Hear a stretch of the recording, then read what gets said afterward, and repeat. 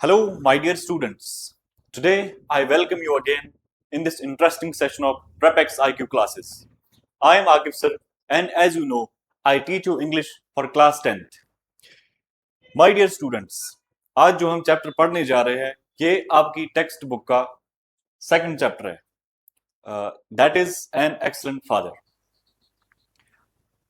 For your general information, जो students हमारे साथ नए जुड़ रहे हैं या जो इस चैनल को पहली बार देख रहे हैं, उनकी इंफॉर्मेशन के लिए मैं बता दूं कि हमने जो ये सीरीज स्टार्ट की है, जिसमें हम आपकी क्लास 10th इंग्लिश की का जो प्रोज वाला पोर्शन है वो हमने स्टार्ट किया है. और आज हम उसका दूसरा चैप्टर पढ़ने जा रहे हैं. और जो इसका पहला चैप्टर है, that is footprints without feet, वो हमने ऑलरेडी इस चैनल पे अपलोड कर दिया है. आप उस हमारी इस यूट्यूब चैनल पे विजिट कर सकते हैं. आप इसको हमारे प्ले लिस्ट में देख सकते हैं. So without wasting further time, let us start today's topic.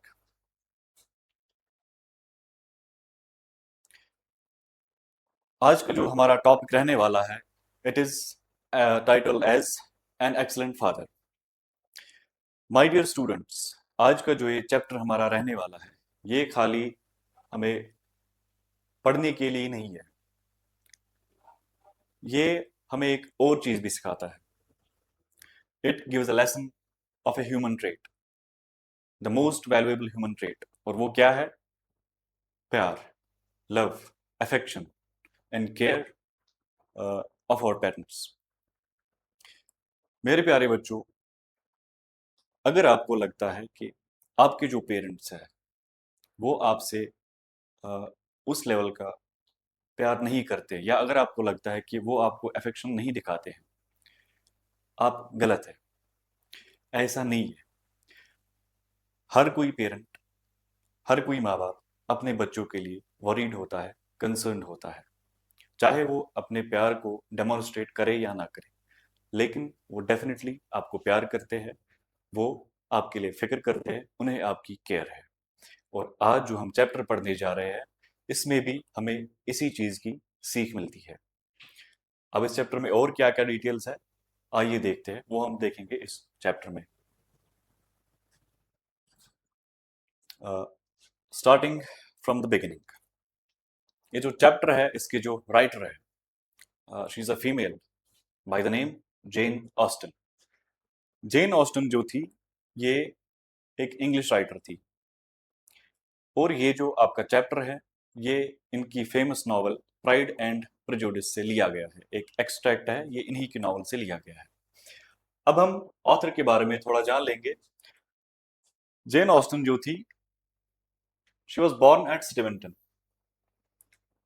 ये इंग्लैंड में एक जगह है हैम्पशायर के नाम से, और वहां का एक टाउन है स्टीवेंटन. वहां पे ये इसकी बर्थ हुई थी. और बर्थ के बाद पहले 26 ईयर्स इसने वहीं पे गुजारे. इसकी फैमिली का थोड़ा सा अकाउंट दिया गया है. She was the seventh of 8 children born to her parents. इसके और 7 भाई बहन थे, और ये 7वीं थी. कुल मिला के इसके सिबलिंग्स जो थे टोटल में 8 थे इसको लेके, और ये 7वीं थी उनमें से. Jane wrote for the pleasure of writing and with little hope of publication. However, she believed that an artist cannot do anything slovenly. जो जेन ऑस्टन है, इसने जो अपनी राइटिंग्स लिखी है, इसने जो अपना काम किया है, इसने ये इस गर्ज से नहीं लिखा है कि इसको डर था कि शायद ये ज्यादा पब्लिकेशन में ना आ जाए. इसने खाली अपने शौक के लिए लिखा, फॉर प्लेजर ऑफ राइटिंग. और साथ ही साथ उसका ये भी ख्याल था कि जो एक आर्टिस्ट है, वो केयरलेसली कोई भी काम नहीं करता है. इसका मतलब है कि जो एक आर्टिस्ट होता है, वो जो भी काम करता है, उसके पीछे एक बहुत ही मीनिंगफुल पर्पस होता है. It's with great care. Her major works include Pride and Prejudice, Sense and Sensibility, Mansfield Park, Emma and Northanger Abbey. ये इसकी कुछ इंपॉर्टेंट वर्क्स हैं. इनमें से जो फेमस है, that is first and foremost pride and prejudice. और इसी प्राइड एंड प्रेजुडिस से ही ये एक नॉवल थी, इसकी फेमस नॉवल थी सेकंड नॉवल थी इसकी, इसी से ये एक्सट्रैक्ट लिया गया है। जो आपका चैप्टर है, आगे जो हम चैप्टर पढ़ने जा रहे हैं, वो एक्सट्रैक्ट इसी नॉवल से लिया गया है। So without wasting for the time, let's jump to the chapter. My dear Mr. Bennet, said Mrs. Bennet one day, have you heard that Netherfield Park is let at last? Story के जो characters हैं वो यही mister Bennett और Mrs Bennett, ये दोनों husband wife होते हैं और इनकी डॉटर्स होती है। और इसके अलावा इनकी एक नेबर होती है मिस लॉन्ग। और उसके अलावा कौन सा इंपॉर्टेंट कैरेक्टर है इसमें? मिस्टर बिंगले, जिसकी ये जो मिस्टर बिंगले है, इसी के अराउंड ये पूरी स्टोरी रिवॉल्व करती है। वो हम देखेंगे आगे उनका कैरेक्टर कितना इंपॉर्टेंट है। सो एक दिन की बात है, ये जो मिस बेनेट है, मिसेस बेनेट जो है, ये अपने हस्बैंड से कहती है, माय डियर मिस्टर बेनेट, मेरे प्यारे मिस्टर बेनेट, क्या आपने सुना है कि ये जो नेदरफील्ड पार्क है ये रेंट आउट हो चुका है, ये बिक चुका है। फॉर योर इन्फॉर्मेशन, मैं आपको बता दूं, ये जो नेदरफील्ड पार्क है ये किसी पार्क का नाम नहीं है, इट्स बेसिकली अ हाउस। ये बेसिकली एक हाउस होता है, एक घर होता है, एक बड़ा सा घर होता है, और इसी को किसी बंदे ने खरीदा होता है और इसी की खबर ये अपने हस्बैंड को देती है। क्या आपको पता है कि ये जो नेदरफील्ड पार्क है, इसको बेचा गया है, इसको रेंट आउट किया गया है? Mister Bennett replied that he had not. Mister Bennett ने जवाब दिया कि उसको नहीं पता है, मुझे नहीं पता है कि ऐसा हुआ है।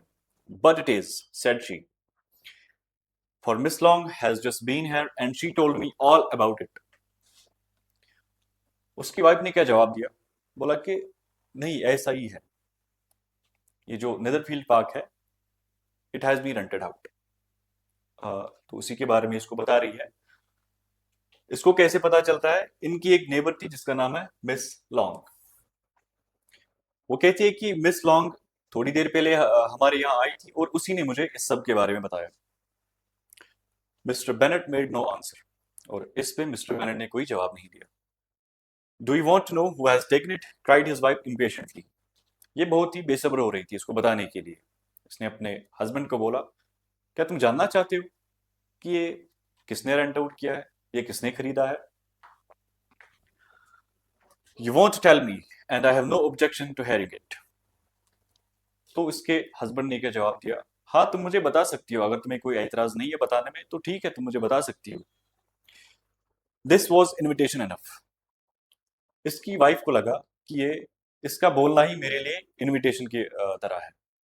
मतलब मिस्टर बेनेट ने उसको बोला कि हाँ तुम मुझे बोल सकती हो, तो उसके लिए इनविटेशन की तरह है, तो उसको बोलने लगी। Why, my dear, you must know, Miss Long says that Netherfield Park is taken by a young man of large fortune from the north of England. So, ये जो मिस बेनेट है, मिसेस बेनेट जो है, ये क्या कहती है अपने हस्बैंड से? आपको ये पता होना चाहिए, मिस लॉन्ग जो अभी यहाँ आई थी, उसने मुझे बोला कि ये जो नेदरफील्ड पार्क है, इसको एक आदमी ने लिया है जो कि नॉर्थ ऑफ इंग्लैंड से बिलोंग करता है, और वो काफी रिच है। A man of large Fortune. Large Fortune का मतलब है very rich.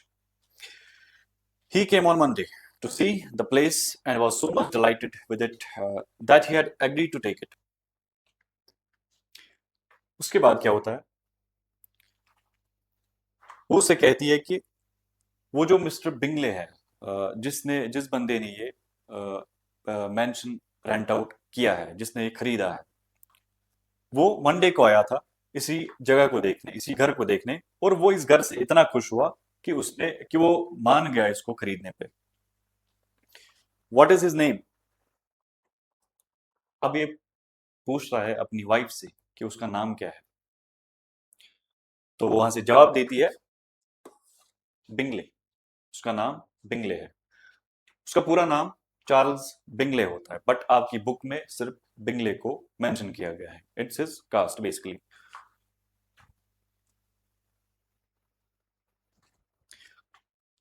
Is he married और सिंगल? अब जो मिस्टर बेनेट है, वो अपनी वाइफ से सवाल करता है, क्या ये जो मिस्टर बिंगले है, क्या ये शादीशुदा है कि ये अभी सिंगल है या अभी कुंवारा है। Oh single my dear, to be sure, a single man of large fortune, 4 or 5 thousand a year. What a fine thing for our girls. ये इसको दावे के साथ कहती है कि हाँ वो सिंगल ही होगा। ये खुद को ना एक होप देती है कि वो सिंगल ही हो सकता है। एक अमीर आदमी जिसकी इनकम 4 या 5 हजार पर ईयर है, ये बहुत ही अच्छी चीज है उनकी बेटियों के लिए, क्योंकि उसकी जो रियल इंटेंशन होती है, जो मिस बेनेट होती है, उसकी जो रियल इंटेंशन होती है वो यही होती है कि उसको अपनी बेटियों की शादी करानी है। और ये जो मिस्टर बिंगले है, ये अच्छा चांस देखती है कि अगर ये मिस्टर बिंगले हमारे नेबरहुड में रहने के लिए आएगा तो उसकी एक बेटी की शादी उसके साथ हो सकती है। So this is the story around it all revolves. What a fine thing for our girls, ये तो हमारी बेटी के लिए अच्छी बात है। हाउ, अब यहाँ पे मिस्टर बेनेट उसको सवाल करता है कैसे, तुम्हें कैसे लगता है कि ये ऐसा हो सकता है? My dear Mr. Bennet, replied his wife, how can you be so tiresome? You must know that I am thinking of marrying one of them. अब जो मिसेस बेनेट है वो अपने हस्बैंड से फिर से सवाल करती है कि तुम इतने डल कैसे हो सकते हो, तुम इतने बोरिंग कैसे हो सकते हो, तुम्हें ये चीजें समझ क्यों नहीं आती? आपको ये पता होना चाहिए कि मैं सोच रही हूँ कि मिस्टर बिंगले जो है वो हमारी किसी एक बेटी के साथ शादी करेगा। Is that is design in settling here? अब फिर से मिस्टर बेनेट जो है उसे सवाल करता है, क्या ये उसका डिजाइन है? डिजाइन मतलब प्लान। क्या ये उसका प्लान है कि वो इसी चीज के लिए यहाँ पे आया है, कि वो शादी करने के गर्ज से हमारी नेबरहुड में, हमारी सोसाइटी में रहने आया है? Design? Nonsense, how can you talk so? But it's very likely that he may fall in love with one of them, and therefore you must visit him as soon as he comes. तो इसके बदले, इसके जवाब में इसकी wife क्या बोलती है? Design, plan? कौन सा प्लान? तुम क्या बकवास बातें कर रहे हो? तुम कौन सी बहकी बातें कर रहे हो? मुझे तो ये पॉसिबिलिटी लग रही है कि हमारी पांचों बेटियों में से उसको कोई ना एक तो पसंद आएगी, और उनमें से वो किसी एक से शादी कर सकता है, और इसके लिए तुम्हें वहां जाना चाहिए, तुम्हें उसके पास एक विजिट करनी चाहिए जैसे ही वो यहाँ रहने के लिए आएगा। I see no occasion for that. You and the girls may go, और you may send them by themselves, which perhaps will be still better, for as you are as handsome as any of them, Mr. Bingley might like you the best of the party. तो mister Bennett इसके जवाब में क्या कहता है, इसके सवाल पे क्या कहता है, जब उसने उसको बोला, जब उसने अपने हस्बैंड को बोला कि आपको वहां विजिट करनी चाहिए जैसे ही वो आएगा, सो वो वहां से क्या जवाब देता है कि मुझे तो ऐसा कोई मौका नजर नहीं आ रहा है, मेरे पास उतना टाइम नहीं है कि मैं उसको विजिट करने के लिए जाऊं। बेहतर होगा कि अगर तुम जाओगी और तुम बेटियों को साथ ले जाओगी, या अगर तुम खाली उन्हीं को भेजोगी, वो सबसे बेहतर रहेगा कि अगर तुम खाली बेटियों को वहां भेजोगी, उनके साथ जाओगी खुद ही, which perhaps will be still better, जो कि बेहतर आइडिया है। For as you are as handsome as any of them, Mr Bingley might like you the best of the party. अब ये यहाँ पे अपनी वाइफ की थोड़ी सी तारीफें करता है, ये इसको असल में टीज कर रहा होता है। ये ऐसे एक्ट करता है जैसे उसको अपनी बेटियों की कोई फिक्र नहीं होती है, लेकिन ऐसा नहीं होता है, उसको फिक्र होती है, लेकिन अपनी वाइफ को टीज करने के लिए, अपनी वाइफ के सामने डिसइंटरेस्टेड बनने के लिए ये ऐसे ही वर्ड्स, ये ऐसी एक्ट करता है। सो वो क्या कहता है, इसको थोड़ा सा चिढ़ाता भी है बीच बीच में। तो क्या कहता है कि तुम जाओ वहां विजिट करो, तुम अपनी बेटियों को भी साथ ले जाओ, और तुम तो इनसे ज्यादा खूबसूरत, तुम तो इतनी खूबसूरत हो जितनी हमारी बेटियां खूबसूरत है, तो क्या पता बेटियों के बदले मिस्टर बिंगले को तुम ही पसंद आओगी।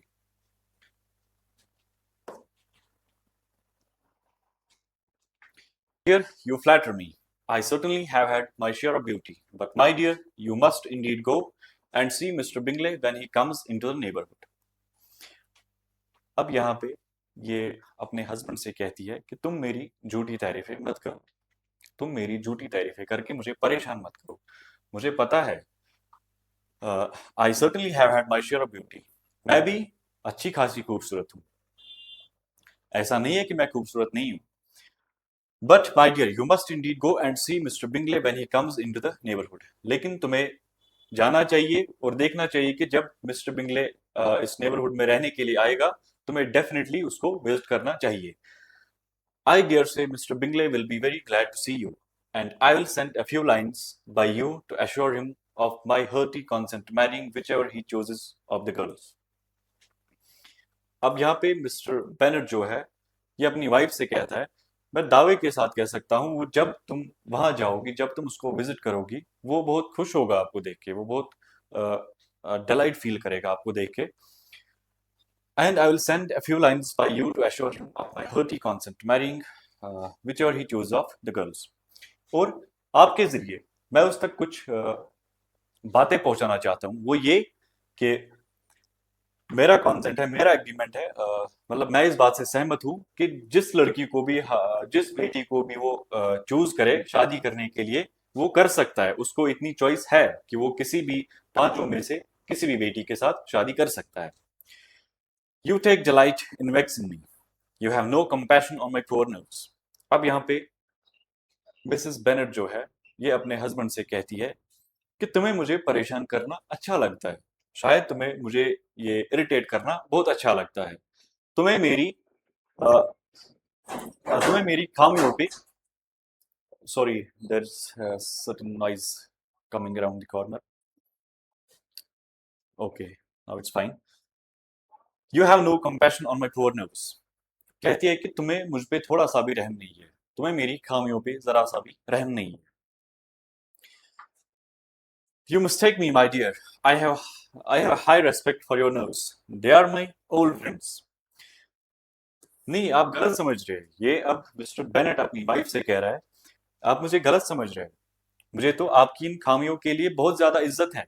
आपकी खामियां तो मेरी पुरानी दोस्त है, पुराना नाता है मेरा इनसे। You don't know what I suffer. इसकी वाइफ कहती है, खैर आप जो भी बोलो, आपको समझ नहीं आएगा, आप इस चीज को नहीं जानोगे कि मुझ पे क्या बीतती है, मैं किस दौर से गुजर रही हूँ। But I hope you will get over it and live to see many young men of 4,000 a year come into the neighborhood. अब मिस्टर बेनेट यहाँ पे अपनी वाइफ से कहता है, लेकिन मैं चाहता हूं कि तुम इस सब से बाहर आओ, जिस भी दौर से आप गुजर रहे हो, आप इस दौर से बाहर आओ और आप इतने टाइम तक जियो, आप इतने टाइम तक जिंदा रहो कि आप देखो कि हमारे नेबरहुड में बहुत सारे यंग मैन आएंगे, बहुत सारे रिच मैन आएंगे, जो हमारी नेबरहुड में रहने के लिए आएंगे। फिर आपके लिए काम और भी ज्यादा आसान होगा, फिर आपकी सभी बेटियों की शादी अमीर लड़कों के साथ हो जाएगी। It will be of no use to us if 20 such should come since you will not visit them. अब यहाँ पे इसकी वाइफ कहती है, मिस बेनेट कहती है कि अगर हमारे नेबरहुड में, अगर हमारी सोसाइटी में 20 बंदे भी रहने के लिए आएंगे, 20 अमीर नौजवान भी रहने के लिए आएंगे, तब तक कोई फायदा नहीं होगा जब तक आप उनसे मिलने नहीं जाएंगे। Mr Bennet was among the earliest of those who waited on Mr Bingley. लेकिन स्टोरी में एक ट्विस्ट यहाँ पे होता है, एक बहुत ही बड़ा ट्विस्ट होता है।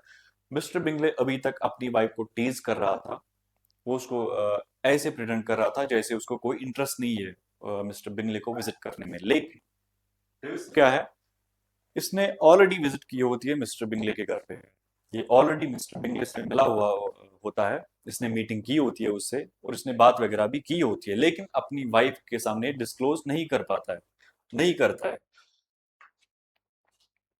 He had always intended to visit him, though to the last always assuring his wife that he should not go. वो पहले से ही तैयार बैठा था, मिस्टर बेनेट जो है वो पहले से ही तैयार बैठा था इस चीज के लिए। उसने पहले ही इरादा कर लिया था कि जब ये हमारे नेबरहुड में रहने के लिए आएगा, मैं पहले ही जाऊंगा, इससे बातचीत करने जाऊंगा। लेकिन अपनी वाइफ और अपनी फैमिली को ये बात नहीं बोलता था, ये ऐसे प्रिटेंड करता था कि इसको जाने का कोई गर्ज नहीं है। Till the evening after the visit was paid, she had no knowledge of it. उस शाम तक, जिस दिन मिस्टर बेनेट ने वहां पे विजिट की, जब वो मिस्टर बिंगले से मिलने गया, उस दिन उस शाम तक भी मिसेस बेनेट जो उसकी वाइफ थी, उसको इस चीज के बारे में कोई इल्म नहीं था, उसको इस चीज के बारे में कोई खबर नहीं थी। It was then disclose in the following manner. वो फिर एक दफा वो बैठे थे, वो फिर फैमिली में बैठे थे सारे, तो वही बातों बातों में उन्होंने इस चीज को डिस्क्लोज किया कि मिस्टर बेनेट ने वहां पे ऑलरेडी विजिट की है। तो उसकी वाइफ है जिसको अभी तक पता नहीं था। अब यहाँ पे एक दूसरा सीन है जिसमें ये बताते हैं कि वो कैसे उससे मिलने गया, उसने कौन सी बातें की वहां पे, क्या क्या हुआ, एंड ऑल दैट।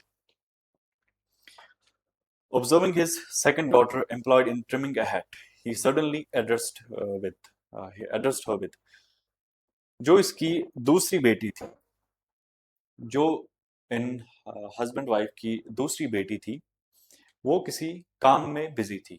वो असल में एक हैट को ट्रिम कर रही थी, उस पे जो एक्स्ट्रा वो थ्रेड्स वगैरह होते थे वही कट कर रही थी। वो उसी काम में बिजी थी, और उसने उसको बोला, उसके बाप ने अपनी बेटी से बोला, I hope Mr Bingley will like it, Lizzy. Lizzy उसका नाम था। तो उसने अपनी बेटी से बोला, मुझे लगता है ये जो तुम इस हैट के साथ काम कर रही हो, मुझे लगता है कि हैट मिस्टर बिंगले को बहुत पसंद आएगी। We are not to know what Mr. Bingley likes, said her mother, since we are not to visit. अब उसकी माँ ने इस बात पे जवाब दिया, हमें क्या पता, हमें तो ये पता ही नहीं है कि मिस्टर बिंगले कौन सी चीज लाइक करता है, कौन सी चीज डिसलाइक करता है। हमें कैसे पता होगा, हम तो उसके पास गए भी नहीं, हमने तो उसके साथ बात वगैरह की भी नहीं। हमें कैसे पता होगा कि उसकी पसंदीदा चीजें क्या क्या होंगी। But you forget, Mama, said Elizabeth, that we shall meet him at the assemblies, and that Miss Long has promised to introduce him. यहाँ पे इसकी एक और बेटी है जिसका नाम एलिजाबेथ है। वो कहती है, मम्मा शायद तुम भूल गए हो कि हमें मिस्टर बिंगले से असेंबलीज में मिलना है। जो चर्च की असेंबलीज होती है, यूजुअली जो संडेज को असेंबलीज होती है, जो क्रिश्चियन फेथ में उनकी एक गैदरिंग होती है, उसी को असेंबली कहते हैं। तो कहती है कि हमें तो उससे असेंबलीज में मिलना है, और जो कि मिस लॉन्ग ने हमें प्रॉमिस किया है कि वो हमें उससे मिलवाएगी। मिस लॉन्ग एक और कैरेक्टर है जो कि मैंने स्टार्टिंग में ही बोला था। I do not believe Miss Long will do any such thing. She has two nieces of her own. She is a selfish woman. अब यहाँ पे मिस बेनेट जो है, उसको ये ख्याल होता है कि जो मिस लॉन्ग है वो एक खुदगर्ज औरत है। वो सिर्फ अपने फायदे का सोचती है। वो ऐसा क्यों सोचती है? क्योंकि ये जो मिस लॉन्ग थी, इसकी अपनी दो भांजियां थी जो कि शादी की उम्र को पहुंची हुई थी। तो इसको ये थोड़ा सा झूठ लगा कि ये क्यों हमें मिस्टर बिंगले से मिलवाएगी, जबकि इसकी ऑलरेडी दो भांजियां है जो शादी की उम्र को पहुंच चुकी है। ये शायद हमसे कुछ मजाक कर रही है, खेल रही है हमारे साथ। तभी वो उसको कहती है कि ये सेल्फिश है, she is selfish woman. Mrs Bennet began scolding one of her daughters. और इसके बाद जो मिस बेनेट थी, उसने अपनी एक बेटी को डांटना शुरू किया।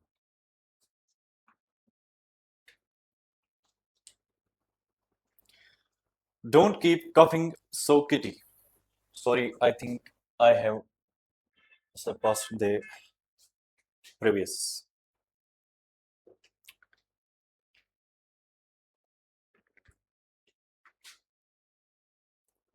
Yes, it's fine. हाँ, don't keep coughing so, Kitty. For heaven's sake, have a little compassion on my on my nerves. ये जो किटी थी, एक और लड़की थी इनकी, एक और बेटी थी इनकी, ये खांस रही थी। कोई होता है जब वो कोई मजाक में कोई खांसता है, किसी को टीज करने के लिए खांसता है, या किसी दूसरे बंदे को इशारा देने के लिए खांसता है, वैसे ये खांस रही थी वहां पे। तो इसकी माँ ने इसको थोड़ा डांटा, कहा कि तुम क्यों खांस रही हो इतना, for God sake, for heaven सेक, खुदा के लिए चुप हो जाओ। Have a little compassion on my nerves. मेरी बेबसी, मेरी लाचारी पे थोड़ा सा तो तरस खाओ, थोड़ा सा तो ख्याल करो मेरी बेबसी का। Kitty has no discretion in her coughs, said her father, she times them ill. अब यहाँ पे उनके फादर ने बोला किटी के फादर ने बोला, मिस्टर बेनेट ने बोला कि किटी जो है उसको अपने खांसने पे कोई कंट्रोल नहीं है, वो गलत टाइम पे खांस देती है। वो उस टाइम पे खांस देती है जब स्टोरी में थोड़ा सा ट्विस्ट बन जाता है, और वो गलत टाइम पे खांसती है ताकि दूसरों को असल राज का पता चले। I do not cough for my own amusement, said Kitty fretfully. इसने गुस्से से जवाब दिया कि मैं अपनी एंजॉयमेंट के लिए थोड़ी ना खांस रही। Let's turn to Mr Bingley, continued Mr Bennet. अब यहाँ पे मिस्टर बेनेट ने बोला, चलो छोड़ो जो भी हो रहा है, इस चीज को छोड़ दो, हम वापस उसी टॉपिक पे आते हैं जिसके बारे में हम बात कर रहे थे। ये जो यूजुअली जो मिस्टर बिंगले के बारे में बात हो रही थी। सो मिस्टर बेनेट ने बोला कि चलिए बाकी बातें छोड़िए, हम फिर से वापस उसी टॉपिक पे जाएंगे, मिस्टर बिंगले वाले टॉपिक पे जाएंगे, उन्हीं के बारे में बात करेंगे। I am sick of mister Bingley, cried his wife. Mrs Bennett ने इस पे जवाब दिया, मैं तो अब बीमार हो गई इसके नाम से, मैं तो अब थक गई, मैं पक गई इसका नाम सुन सुन के, मुझे अब और ज्यादा नहीं सहना है। I am sorry to hear that, why did not you tell me so before, if I had known as much this morning I certainly would not have called on him. अब यहाँ पे असल में रिवील होता है mister Bingley का, जो इसने विजिट की होती है यहाँ पे वो रिवील करता है। सो क्या कहता है, I am sorry to hear that, मुझे नहीं पता था, मुझे ये सुन के बहुत बुरा लगा। अगर आपने मुझे पहले ही से ये बताया होता कि आपको अब उसका नाम सुनना अच्छा नहीं लगता है, आप उसका नाम सुन सुन के पक गए हो, अगर मुझे ये चीज पहले पता होती तो मैं शायद नहीं जाता मिस्टर बिंगले के घर पे, मैं उसको विजिट करने के लिए नहीं जाता। But I have actually paid the visit, we can not escape the acquaintance now. अब चूंकि हमारी जान पहचान बन गई है वहां पे, अब हम इस चीज को तो छुपा नहीं सकते हैं। मैं उनके घर गया, मैंने वहां बात की है, वो मुझे जान गए हैं, मैं उन्हें जान गया हूं। अब इस चीज को तो हम छुपा नहीं सकते, अपनी आइडेंटिटी को हम छुपा नहीं सकते उनके सामने। The astonishment of the ladies was just what he wished, that of Mrs. Bennet surpassing the rest। ये बात सुन के उनकी जो एक्साइटमेंट थी वो बहुत ज्यादा थी, और मिस्टर बेनेट ने एक्सपेक्ट किया था कि उसी लेवल का एक्सपेक्ट किया था कि ये कितने खुश हो जाएंगे जब मैं इन्हें ये बात बताऊंगा कि मैंने वहां पे विजिट की है, तो ये वाली खबर सुन के कितना खुश होंगे। और सबसे ज्यादा खुश कौन थी, उसकी वाइफ। वो सबसे ज्यादा खुश थी, वो उन लड़कियों से ज्यादा खुश थी, उसकी खुशी का ठिकाना उनकी बेटियों से ज्यादा था। How good it was of you my dear Mr Bennet, she said, तुम कितने अच्छे हो मेरे प्यारे हस्बैंड, माई डियर हस्बैंड, आप कितने अच्छे हैं। But I knew I should persuade you at last, लेकिन मुझे इतना पता था, मुझे खुद पे इतना भरोसा था कि अगर आप अभी तक नहीं गए होते, लेकिन मुझे इतना भरोसा था खुद पे कि मैं एट लास्ट आपको मना ही लूंगी वहां जाने के लिए। I was sure you loved your girls too well to neglect such an acquaintance. मुझे पता है आप अपनी बेटियों से बेहद मोहब्बत करते हो, आप उनसे इतनी मोहब्बत करते हो कि आप ऐसा मौका हाथ से नहीं जाने देते, आप ऐसी इंट्रोडक्शन को हाथ से नहीं जाने देते। Well how pleased I am and it's such a good joke. वो कहती है कि मैं बहुत खुश हुई इस चीज से, और ये एक बहुत बड़े जोक की तरह है, ये एक बहुत ही मजाकिया वाला सीन है कि मुझे पता ही नहीं है कि आप गए भी है और मुझे इस चीज का पता ही नहीं है। That you should have gone this morning and never said a word about it till now. ये तो मेरे लिए एक मजाक जैसे बन के रह गया है कि आपने वहां पे विजिट पे की है, आप वहां पे उसके घर पे चले गए हैं और मुझे आपने इस बारे में एक लफ्ज तक नहीं बोला।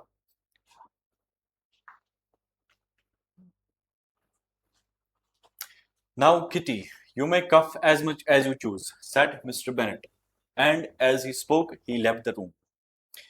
और अब इनका बाप मिस्टर बेनेट जो है वो अपनी इस बेटी से कहता है जिसका नाम किटी है, वो कहता है कि हाँ अब तुम खा सकती हो, now you can cough as much as you can, अब तुम खा सकती हो जितना चाहे उतना। और ये कहते कहते वो रूम से बाहर चला गया। What an excellent father you have, girls, said Miss Bennet when the door was shut. और जब मिस्टर बेनेट वहां से चले गए, जब रूम का दरवाजा बंद हुआ, तो मिसेस बेनेट ने क्या अपनी बेटियों से बोला कि "अ, तुम्हारा बाप कितना बेहतरीन बाप है, तुम्हें कितना अच्छा बाप मिला है जो तुम्हारी केयर करता है." So my dear students, this was all about today's topic. और इस चैप्टर को पढ़ के हमें यही चीज़ समझ आई कि हमारे जो पेरेंट्स हैं, उनको हमारे लिए कदर होती है, उनको हमारी केयर होती है, वो हमसे प्यार करते हैं। No doubt whether they demonstrate this action और not, but they certainly love us, they certainly care for us. अगर आपको कभी लगता है कि हमारे पेरेंट्स हम पे ध्यान नहीं देते, हमसे प्यार नहीं करते, ऐसा नहीं होता है। Silently they care for you as much as they should. So in lines के साथ हम आज के टॉपिक को यहीं पे ख़त्म करते हैं। और आपके लिए मैं बता दूं, अगर आप इस चैनल पे नए हैं, अगर आपने पहली दफ़ा इस चैनल को विज़िट किया है, तो इससे पहले जो हमने चैप्टर किया है, the first chapter footprints without feet, जो हमने इससे पहले किया था, वो ऑलरेडी चैनल पे अपलोडेड है। आप हमारी चैनल पे विज़िट कीजिए, प्रेपेक्स IQ चैनल का नाम है, उसको लाइक कीजिए, उसको सब्सक्राइब कीजिए, और बाकी सारे जो आने वाले चैप्टर्स हैं, वो भी इसी सीरीज़ में अपलोड होते रहेंगे। टिल देन, टेक केयर, अल्लाह हाफ़िज़।